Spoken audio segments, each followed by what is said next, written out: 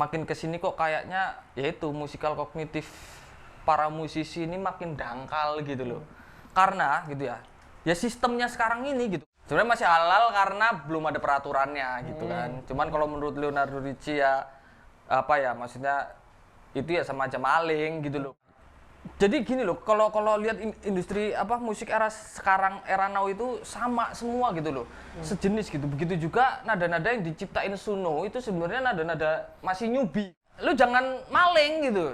Gitu-gitu juga itu karya orang. Apa bedanya kalau lu bikin lagu gitu kan? Bikin jadi banyak, gua anggap ini gua upload di sosmed, ini karya gua. Apa bedanya? Itu kan maling, itu karyanya Suno.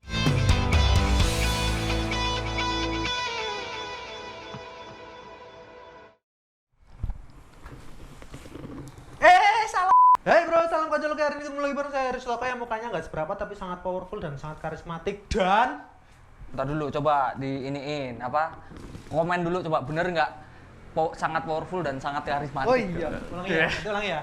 Hai bro, salam kacau hari ini ketemu lagi bareng saya Haris Loka yang mukanya nggak seberapa tapi sangat powerful dan sangat karismatik. Udah karismatik. Dan Leonardo Leonardo Ricci si paling paling komposisi. Ya, nggak tahu ya. Hujat. Si paling musisi atau komposisi terserah lu lah. Jadi pada bincang-bincang kita di musik hari ini kita mau bahas apa nih Mas Ci? Kita mau membahas yang lagi rame ini AI ya. AI musik generate Suno terutama. Suno ya. Nah, ada yang lain nggak sih sebenarnya? Ya ada sih, Ada cuman ya? yang paling Bagong muncul di permukaan ya Suno itu. Oh, yang paling bagong lah ya. Yang paling bagong, yang paling banyak orang pakai gitu. Oh, Karena iya. penggunaannya sangat mudah. Oke, gimana keseruannya pada musik hari ini? Langsung aja ya, kita gas ya. Gas lah. Oke. Gas. Jadi apa di Tapi belum mau ngomongin apa? Apa ya? Jadi kalau ngelihat apa ya kemunculan Suno ini kok agak meresahkan gitu kan? meresahkan bagi Ya bagi musisinya sih terutama gitu loh. ya, Jadi kalau ngelihat apa ya kayak orang-orang gitu kan, musisi-musisi yang apa era now gitulah. Kita bisa sebut era now itu apa ya? Terutama yang dangkal itu loh. Musikal kognitifnya gitu. Ya dia kebanyakan jiplak jadi gitu. apa? Musikal kognitif yang Wes. dangkal Bahasa tinggi itu. yang dangkal gitu ya kan ya jadi mereka ini banyak lah apalagi kita lihat di Facebook gitu kan itu kawan-kawan sendiri itu juga lihat apa ya mereka apa ya bukan memanfaatkan teknologi sebagai tools gitu ya tapi itu kan karena mudah banget kita nulis apa itu namanya tema gitu kan jadi langsung semuanya kan Tapi kalau misalnya di-generate. Ya tapi kalau misalnya itu kan ada juga sebagian musisi yang pakai itu buat mempermudah pekerjaannya gitu Yes. kan. Maksudnya kayak aduh buntu nih gitu kan pas bikin lagu gitu. Coba sih generate dan dia mendapatkan ide dari situ, mendapatkan kreativitas dari situ itu gimana? Ya itu it's okay aja sih cuman masalahnya gini nih jadi banyak dari orang-orang kalau yang gue lihat sih di FB ya nggak tahu di luar-luar itu ya maksudnya di grup-grup FB karena gue ya masih mainan FB sih orang tua gitu Gue ikut. jadi kalau memang Suno itu buat kita apa ya waktu kita inspirasinya lagi mentok gitu kan kita nyoba bikin lirik gitu kan yaitu kita as a musician itu ya kreatif dikit lah gitu entah apa yang ada diubah-ubah dikit gitu loh jadi nggak langsung jiplak jadi di-generate hasilnya Suno gitu liriknya hasil Suno musiknya hasil Suno di-upload dan diakui itu sebagai karya dia Ya tapi gimana ya? Maksudnya kan itu kan salah satu perkembangan zaman juga ya kan. iya Di dunia musik terutama ya. iya Itu gimana maksudnya kita ngakalinnya gimana gitu karena itu udah tersebar luas juga dan ya kita nggak bisa tutup mata akan hal itu gitu kan istilahnya iya gimana? itu maksudnya kayak itu ya apa para musisi itu harus demonstrasi gitu untuk Nggak perlu. Itu ini aja sih. Nah, ya karena Suno ini kan baru ya, AI musik ini kan baru gitu. Jadi mereka-mereka ini nantinya tetap kemakan waktu ya, lambat laun itu bakalan kena strike lah yang begitu-begitu gitu. Jadi mendingan mikirnya dari sekarang aja lah gitu lah. Kalau dia memang bener real musician gitu loh. Karena memang yang gue lihat itu kebanyakan ya musisi-musisi player sama komposer ini kan beda gitu loh. Kalau komposer gue yakin nggak kayak gitulah. Cuman kalau yang musisi-musisi player gitu kan yang dia cuma main musik, itu gue lihat di sosmed itu banyak itu yang mengenerate terus mengakui karya-karyanya dia gitu loh. Tapi ya memang ini sih Mas. Karena aku sempat nyoba juga ya, maksudnya Suno itu apa sih kayak mana sih gitu kan. Tak coba generate juga, ya memang mixingannya bagus. Iya. Masalahnya itu loh. Masalahnya ya memang mudah banget gunainnya gitu. Iya, kita yang sebagai manusia normal gitu ya. Iya, manusia normal pada umumnya gitu kan. Itu kan kalau bikin lagu kan butuh proses yang panjang gitu. Iya, terus butuh ya bikin lagunya, bikin liriknya, terus bikin musiknya, belum lagi mixing masteringnya. Dan itu dalam waktu kurang dari 10 menit itu udah bisa jadi mixingan sebagus itu gitu loh. Nah, itu itu kayak menggiurkan banget nih sih. Justru itu yang pengen distract sama Leonardo Ricci gitu loh. Musisi-musisi yang nggak tahu diri gitu loh. Itu kan nggak tahu diri gitu. Maksudnya oke lah, lu pakai AI, lu pakai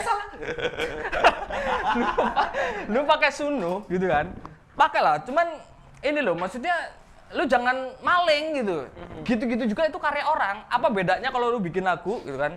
Bikin jadi banyak, gua anggap ini gua upload di sosmed, ini karya gua. Apa bedanya? Itu kan maling, itu karyanya Suno loh, itu karyanya AI loh. Nah ntar yang bingung itu kan yang jadi regulasinya ke depan itu, peraturannya itu gimana gitu loh. Tentang ini, atau kalau kita misal nih pengen mentok mau bikin nada tuh. Udah punya lirik mau bikin nada, udah diketik di Suno, jadi itu nadanya. Nah, peraturan songwriting itu kan peraturan yang berlaku ya, undang-undang yang berlaku itu kan 8 bar ya. Oke. Melodi gitu kan. Oke.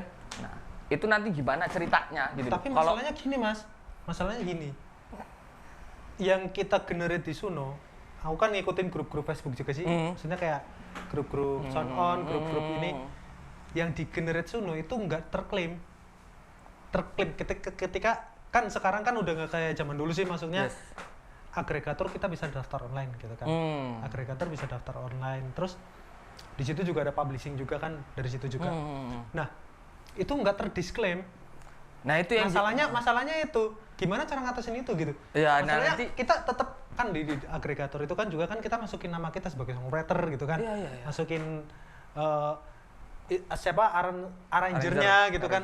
Sound nah, engineer, masalahnya kan gitu kan nggak terdisklaim bahwa itu bikinannya Suno gitu. Kecuali kalau di Amerika Serikat ya. Kalau di Amerika Serikat aku sempat baca gitu kan, di Amerika itu udah bisa ke klaim. Nah, iya, itu cuman kalau yang di Indonesia nantinya menurut Leonardo Ricci itu tetap bakal ini sih. Artinya karyanya Suno itu ya sama aja kayak karyanya personal gitu, orang gitu. Artinya kalau kita bikin lirik di situ jadi lagu gitu ya. Itu lewat 8 bar masih sama persis kita ambil, itu harusnya kena undang-undang cipta karena itu bukan karyanya dia kan gitu logikanya. Itu kan bicara tentang karya. Sekarang kita bicaranya tentang bisnis. Maksudnya kan banyak orang yang menggenerate Suno dan lagunya banyak yang make. Misalnya kayak di TikTok gitu ya. Kayak di TikTok lagu yang digenerate oleh Suno gitu kan. Didaftarkan ke agregator. Lagu yang digenerate pakai Suno terus didaftarkan ke agregator dan dimasukin ke agregator itu dan otomatis kan lagunya kesebar nih. Nah, lagu itu menghasilkan uang. Nggak sedikit gitu. Bahkan lebih banyak dari orang-orang yang bikin secara manual gitu. Iya.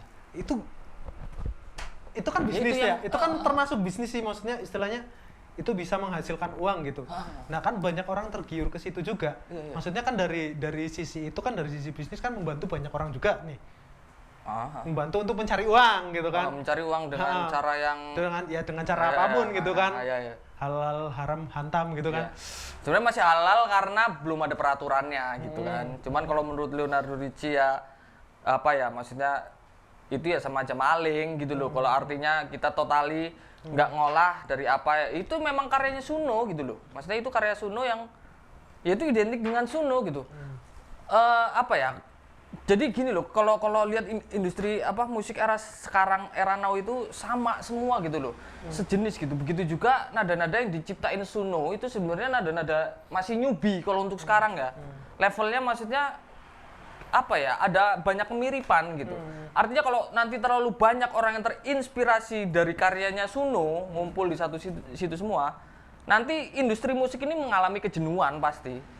Karena notasi-notasinya itu kurang lebih sama gitu. Maksudnya bukannya kalau misalnya memang industri musik pada nantinya gitu kan, pada nantinya mengalami kejenuhan, itu bukannya itu suatu peluang ya?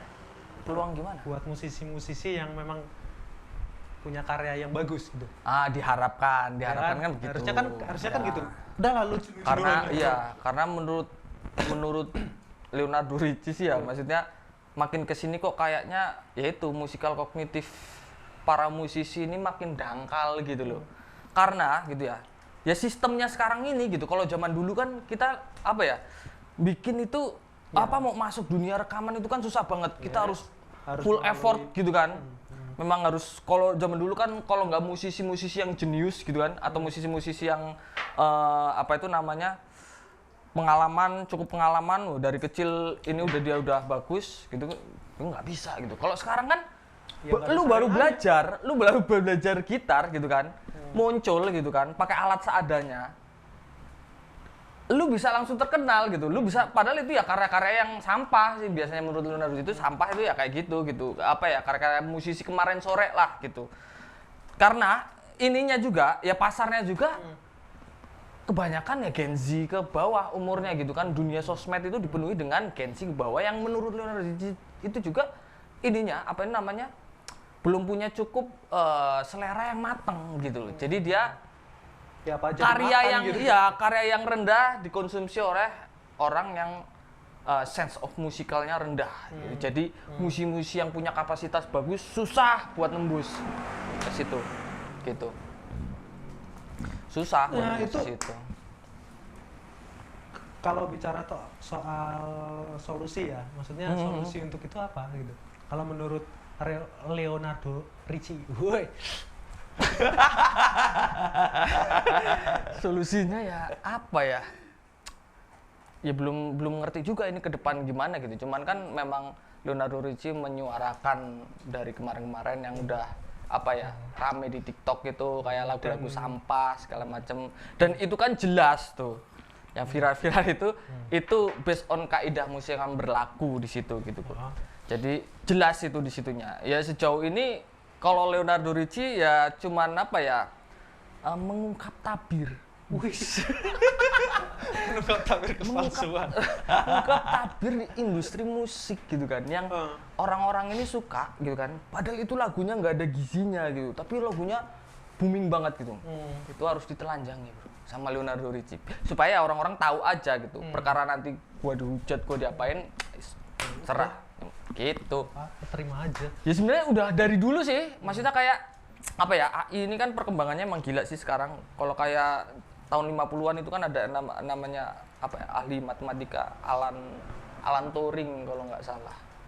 Itu ya dia bakal memprediksikan kemajuan AI itu kayak gimana gitu kan. Jadi kalau kayak dulu awal-awalnya itu AI itu kan bentuknya kalkulator. Nah, kalkulator itu kan udah AI sebenarnya. Iya kan?